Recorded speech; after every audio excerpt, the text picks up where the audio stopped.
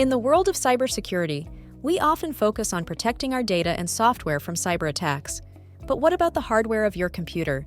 Can it suffer a cyber attack? In this video, let's explore some of the most intriguing types of hardware attacks that cybercriminals use to compromise our devices and data. Firmware attacks. Hackers can compromise the firmware of hardware components, like your computer's BIOS or hard drive firmware. This can lead to unauthorized access and control. Supply chain attacks.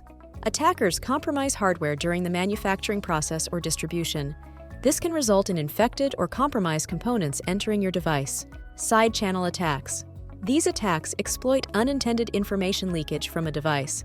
By analyzing power consumption, electromagnetic radiation, or even acoustic signals, attackers can deduce sensitive data like encryption keys.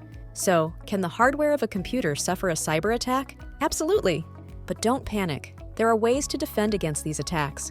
Keep your software and firmware updated to patch vulnerabilities. Buy hardware components from trusted sources. Use physical security measures to limit unauthorized access.